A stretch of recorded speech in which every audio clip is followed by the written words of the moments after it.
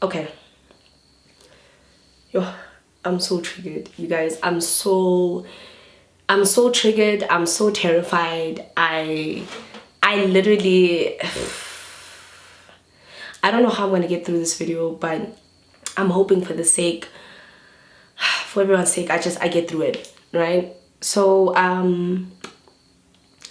what kind of inspired, I wouldn't even say inspired, but what forced me, or what kind of the last kind of push to do this video, I saw Amanda Dupont's name trending today, and when I obviously went through the hashtags, I saw Jup Jup trending and MacG, and there was a podcast that came out by MacG where he was kind of having a conversation with Jup Jup, and in the conversation, Amanda came up as someone that was dating Jup Jup, and they basically asked him why he broke up with her, and he said something along the lines of, he glossed over it, saying that he was wrong and it was an infidelity situation, and that's why she left him, right? So Amanda Dupont then responded and told the real truth about why she left him, and she highlighted so much physical, sexual abuse, and she spoke about a topic that was so triggering to me. I mean, I watched that Instagram story and I cried the whole time, because you never really realize how much something affects you until you actually move away from it, and you're from the outside looking in. You're no longer on the inside wanting to be out, right? Yo guys, I'm even getting his nerves just doing this video. Yo, even now, like I get this fear that, oh my god, what are people gonna say? Because you never really wanna be vulnerable. Like I like being vulnerable, but from a very comedic point of view. But to be vulnerable on the other side and just be honest is just something I'm not really good at doing. So I was in a relationship for a long time, and in that relationship I experienced a lot of different types of abuse, right? And it definitely affected me, and the only reason I never spoke about it is because I found a way to kind of channel that hurt and that trauma through my channel, which was Telling Story Times. And I get a lot of DMs about people asking me how I dealt with heartbreak, how I got over a relationship, how did I get over my ex, and all that stuff, and blah blah blah. And a large part of what I never told people is why I left. I did say that there was infidelity, and that much was true. That was a large portion of why I left, but another reason as to why I left was because there was a lot of abuse. And watching Amanda's video really triggered me. A light switch went off, because I've always wanted to express what I've been through, but I felt like, what's the point? It's done, it's dead. Just bury it and move on, like stop harboring and wanting to talk about things that happened like over a year ago, maybe even 2 years ago. But it hit me during that particular live with Amanda that it's so easy to compartmentalize what you've been through with trauma and move on as if it never happened. And then when someone brings it back up again, those emotions, they come back up, and you're just sitting there thinking, hey, I really went through this, and I found a way to turn certain story times into comedy, when in actual fact I never told the whole story. I told it up until a certain point, but what I didn't tell is after that, like the beatings I experienced or everything like that, right? So I think the reason why I never told anybody is because I always said the good that came out of it is that I channeled my hurt through funny content. That funny content eventually repaid and gave me the closure that I needed. But also, it's one of the reasons why I never did any videos, any emotional videos. I never did them. Like, I would never speak about depression. I would never speak about abuse. I would never speak about cheating, even cheating. Like, I also am one person who glosses over situations, right? Because I know that deep down in my spirit, hey, I'm trying so hard not to cry right now. Deep down in my spirit, I haven't dealt with it. So yeah, the question is, what does abuse actually do to you? Okay, it silences you. It imprisons you. It blames you. It suffocates you. It infuriates you. It creates a monster. It villainizes you. It vilifies you. You know, it takes over every inch of your body, and when you look at yourself in the mirror, you can't recognize yourself.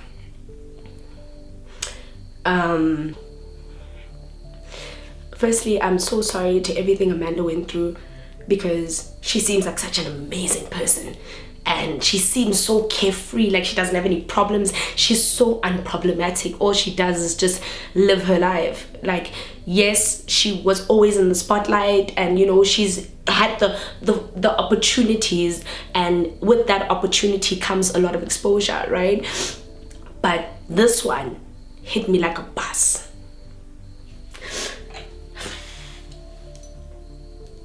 I filmed this video a year and a half ago 4 times, and I deleted it. And one of the reasons why I deleted it was because I felt like I was filming it to get revenge and to show people the kind of person he really was. And I was like, I'm not that person. I'm not. Like, I've had so many opportunities to basically out him and have people shun him and treat him like a leper. But then I also thought about everything that he had been through. So I always ended up putting his feelings before my own every single time. But yeah, when I listened to Amanda's story about abuse, it started bringing back all those emotions of all the things that I experienced. And I think the reason when, like, the last time I walked away and I said it was done was when he basically strangled me. And I swear to God, he almost killed me that day. And you see, when she said he could have killed me, I was like, yo, you know, how do we allow people to do things that are so traumatic and we still move on like nothing happened? That's trauma. That's abuse. That's what it does, okay? It cages you to a point where you need to find your own outlet, and you need to forgive yourself and forgive them for what they did to you, so that you don't make other people pay for it.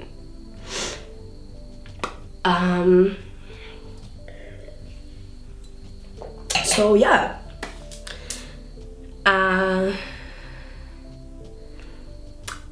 You know, when I actually sit here and think about all the things that I had been through, I remember this one time, there was this one story time where I got caught in the act, right? Where I was basically caught cheating, of which, remember I said in the story that he basically went through my phone and found conversations, and then it started being like, you know, a ruckus. But what I actually didn't tell you is that night I got kicked. Like, the strangling part was even just too common, but the kicking part was just crazy. Like, I remember him calling his friend and putting his friend on loudspeaker and telling his friend what I did. He was almost like an uncle, and then the uncle basically told him to hit me, so he did. And I remember the first time he hit me, and this, you see, it's so funny how I've blocked out all these things. I blocked them out. To a point where I even have to remember how frequently it used to happen. The first time that he hit me and my eye basically swelled up, my goodness, it's the craziest thing. Hey, man. I don't even remember what the fight was about. But he hit me so bad, my eye swelled up. And I couldn't open, it was my left eye. Couldn't open my left eye. I don't remember if it was my left or my right. I couldn't open that eye. And it was just like, it was a lot of force. I don't know what was going on, because I'm someone who generally bruises easily. And then the next day, he went to go buy me these shoes that I wanted. And I remember when he asked to see me, and I came out of the car, and he couldn't look at me. He looked at me with so much heartbreak. So I forgave him, because he was sorry. He wasn't going to do that anymore, right?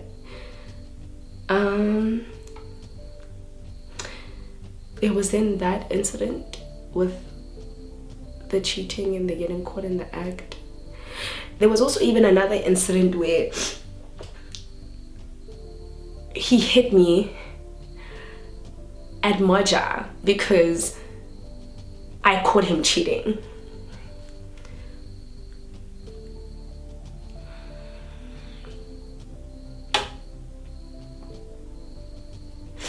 I took his phone because I saw some friend telling him that some girl wanted him, so I asked to see his phone. And when I did, I obviously saw what was going on and didn't know, so I threw it to the ground, because obviously, you know, that's what you do when you're upset. And he beat me that day. I think that was like, what, the second or third time he beat me in public? And one of his other friends wanted to take me home. And he sent me a text message, and he was like, if you leave with him, and it was his friend and the girlfriend, and he was like, if you leave with him, I'm gonna kill you,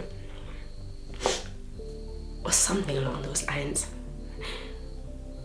Yeah, I remember, because he threatened me. He's like, don't you dare leave with him.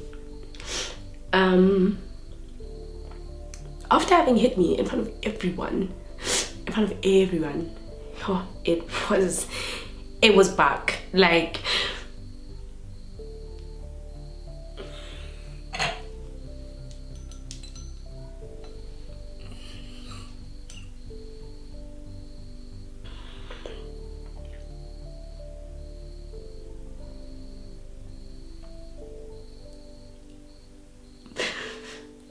so obviously when someone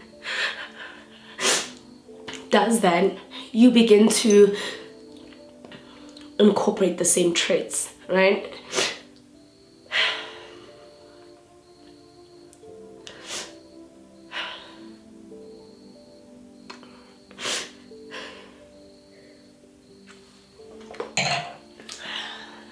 Yay. Yo, I can't believe I'm telling this story. Like, I know I'm gonna hate myself for it, but if there's one thing I took away from Amanda's life, is that we can't protect people who actively, physically, emotionally, sexually, mentally abuse women, you know? And that had just become our relationship dynamics for years.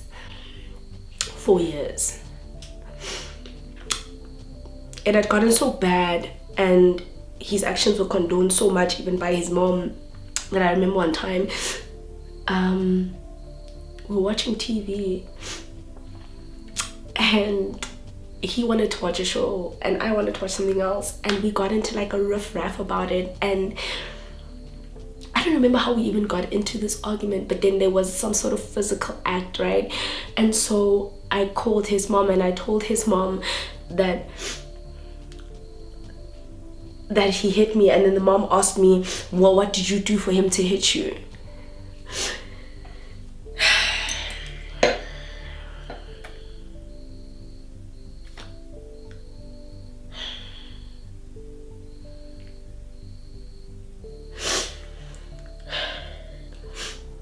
The story about him breaking into my house, I called his mom and I told him what had happened.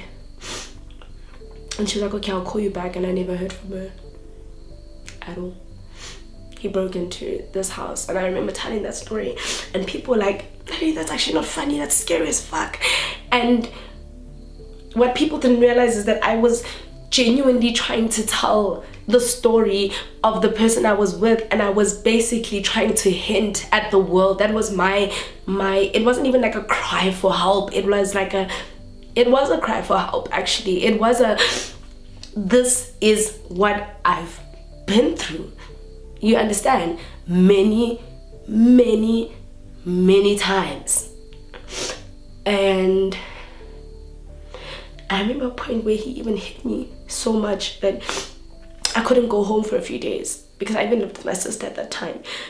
And he begged me not to go home because he obviously knew that going home would mean having them see me look like this. So I stayed, and I just told my sister that, no, dude, make an excuse or something. Because obviously my parents were very strict at that time, and my dad, like, he wanted my whereabouts all the time because I was always, you know,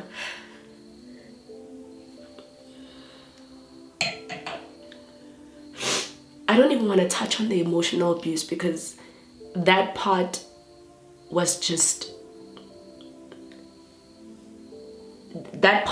consistent throughout our entire relationship.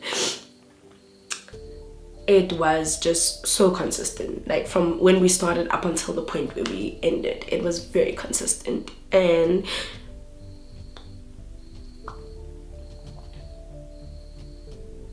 I don't know, at some point there was a point where I had no one except him. And when I say no one, I am talking about I had no more friends. Like, all my friends were just so disappointed in me. My sister and I weren't getting along because of my relationship dynamics with him. My dad was mad at me all the time. I had no one except him. So what do you do when you don't have anybody except someone? You stay, because that's the only person. We ride together, we die together, right? Wrong. It's a lot.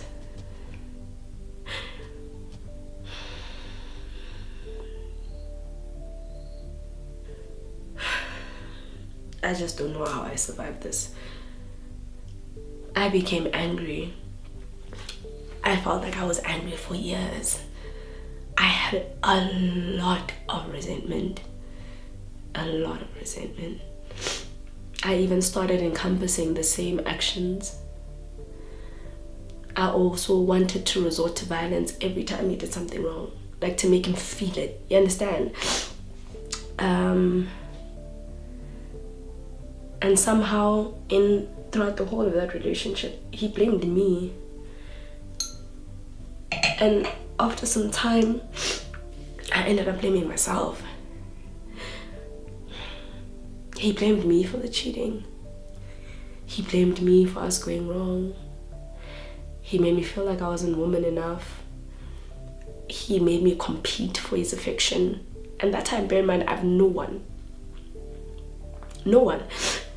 And the sad thing is that he always suppressed those actions with gifts.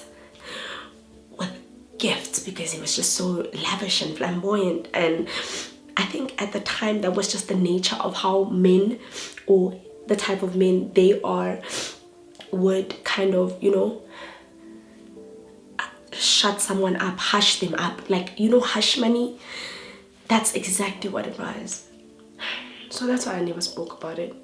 I never spoke about it because at some point I thought it was my fault. I thought it was my fault. I wasn't woman enough. I obviously didn't respect him enough. I didn't do what he wanted. I was young. When he wanted to go out, I wanted to go out. He hated that. And, you know, he just always found something wrong. So I eventually began to believe that something is wrong with me. And I am not worthy of love. And I am not worthy of his love. When in actuality, I was just being manipulated. Now I urge you guys to not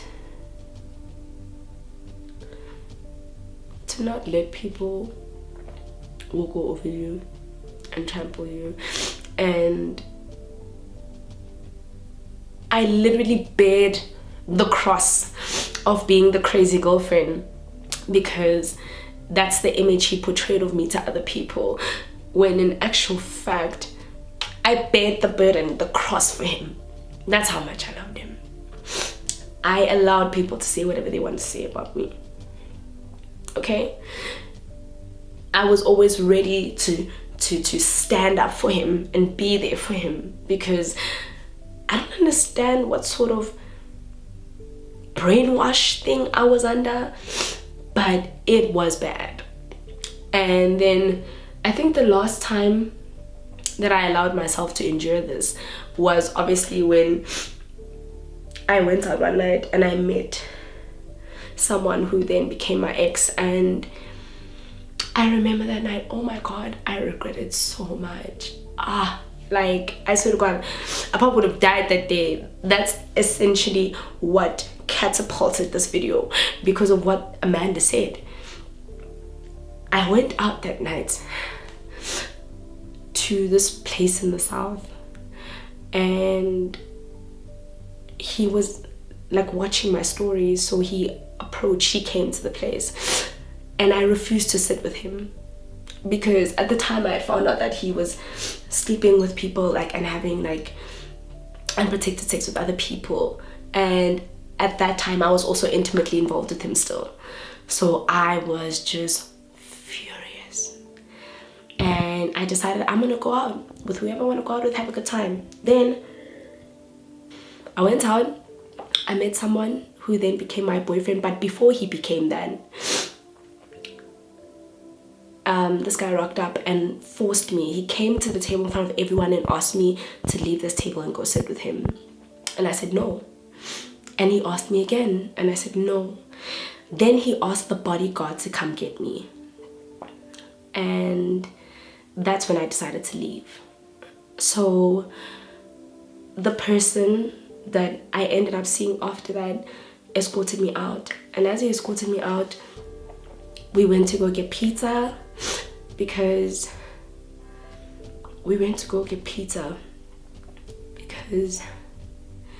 he could see that I was so distraught and shaken, and he had just met me that day. I went to go get pizza, and I remember, because he asked me, should I come over and hang out? And I said no. I don't allow anybody to come over to my house on a first date. Like, I don't know you like that. And he asked me, I remember him saying, no man, I'm gonna leave. And I was just like, nah bro, I don't rock like that. And he respected that, and that was cool. Then I went to bed. At 5 o'clock in the morning, I had a knock on my bedroom window. Now, my gate has an electric fence, right? There are only 6 units in this complex. I've said that many times before. But the safety of this area just allows for everybody to be free. And because he hadn't been here prior, he obviously, you know, knew how to get in. But I heard a knock on my window. And when I heard a knock on my window, opened the curtain, I saw that it was him. And I asked myself, firstly, how did this guy even get into my complex? And secondly, what is he doing here at 5 in the morning? So I went to go open for him. obviously, because this is not a stranger. This is somebody I knew, and this is somebody, irrespective of everything, I still loved, and I would have rather had him here than the other person in question. But I knew deep down in my spirit that this is not the person I want to be with anymore, even though I do love him, right?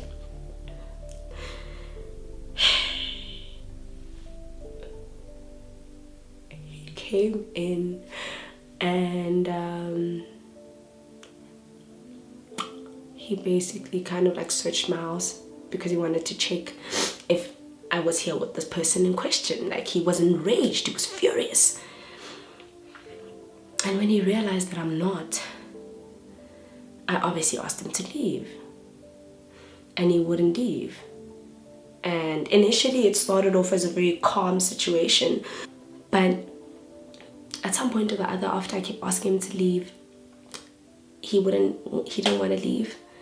And as I was getting my phone to obviously call the other person in question to tell him what was going on, he grabbed my phone out of my hand and he went through my phone. He started getting angry, and he strangled me. Yep, that's what happened. And I knew at that point in time that was it. That was it. That was the end of it. I could never look at him the same ever again.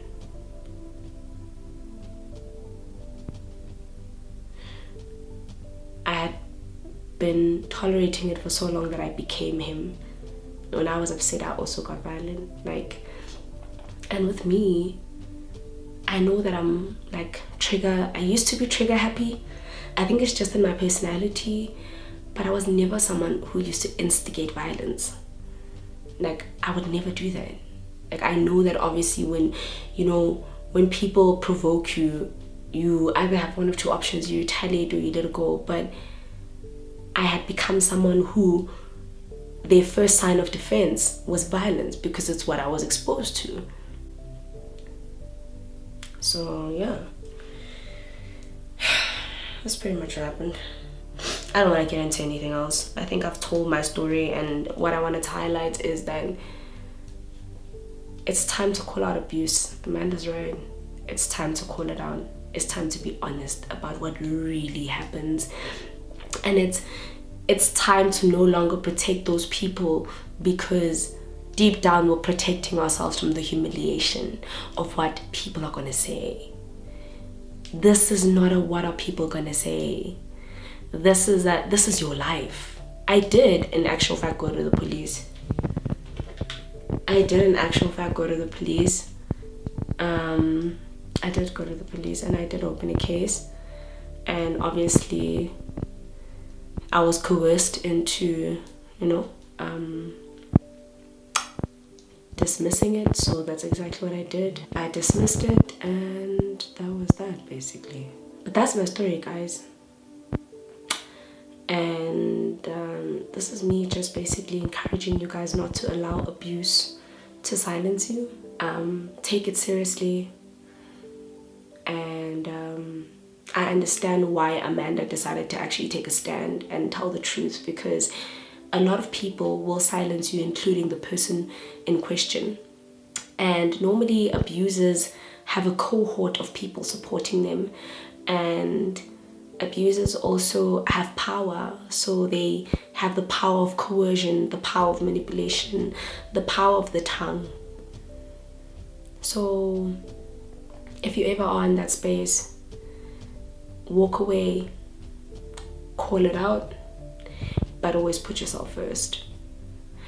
And remember that whatever happens, you don't deserve. Nobody deserves to be physically assaulted.